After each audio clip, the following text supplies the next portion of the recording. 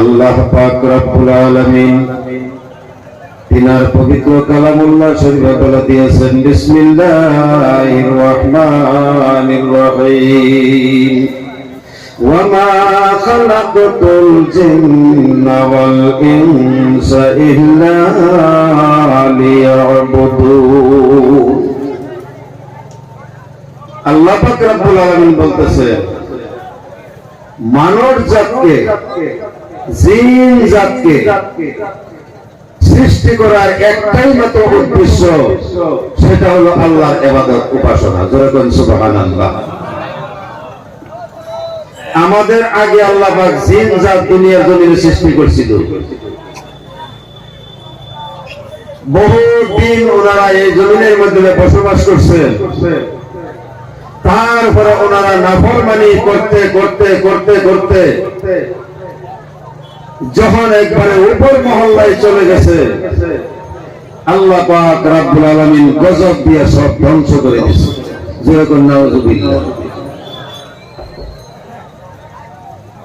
তাই আজকে আমরা মানব জাতিকে আল্লাহ পাক সৃষ্টি করেছেন কেন? وَمَا خَلَقْتُ الْجِنَّ وَالْإِنسَ إِلَّا لِيَعْبُدُونِ। লিয়াবুদুন মানে আমাকে স্মরণ করার জন্য, আমার উপাসনা করার জন্য, আমার ইবাদত বন্দেগী করার জন্য আমি সৃষ্টি করেছি। আজকে দুনিয়ার জমিনে এসে আল্লাহ পাক যখন আপনাকে আমাকে পাঠাইছিল, ওই সময় আল্লাহ পাকের সাথে আমরা ওয়াদা করেছিলাম, আল্লাহ আমরা দুনিয়ার জমিনে গিয়ে কাটাকাটি মারামারি করব না, ঝগড়া ফসাদ করব না, শুধুমাত্র তোমার ইবাদত বন্দেগী করব। এখন আমরা দুনিয়ার জমিনে আইসা আমরা সব ভুলে গেলাম। সত্য কিনা?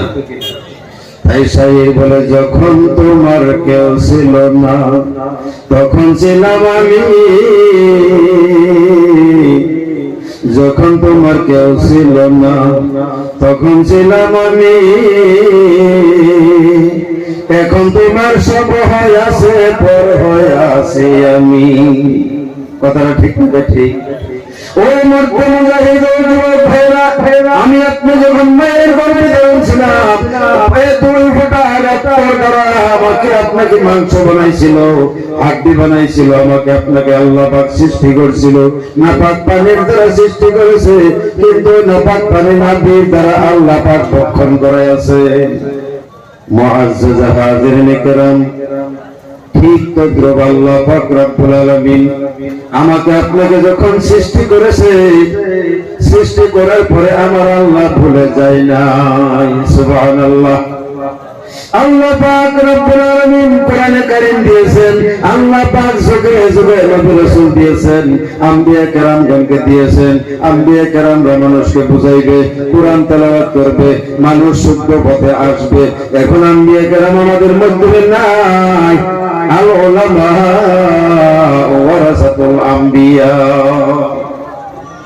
একটা লোহা দিয়া আর একটা লোহাকে চিন্তা দিয়ে ধরছে, এই লোহাটাকে আগুনে জ্বালাইছে, গরম করছে, এই লোহাটাকে আরেকটা লোহার উপরে দিয়ে পিটন দেয়। লোহার আওয়াজটা কি? ভেদ ভেদ। কথা বুঝছি না? নাই। তার মানে নরম নরম নরম। অল্প সময় পরে লোহাটা ঠান্ডা পানি লাগানোর পরে এই লোহাটাকে আরেকটা চিন্তা দিয়া ধইরা আরেকটা লোহার উপরে রাইখা যখন পিটাপিটি করে, লোহাই কয় আমি যে আমি সে। কথা কয়েন, আওয়াজ ঠিক না? লোহাটা যখন গরম হয় তার আওয়াজটা নরম হয়, লোহাটা যখন ঠান্ডা হয় লোহার আওয়াজ তার গরম হয়। সত্য না মিথ্যা বলে? আমরা মুসলমান বর্তমানের অবস্থা এইটা।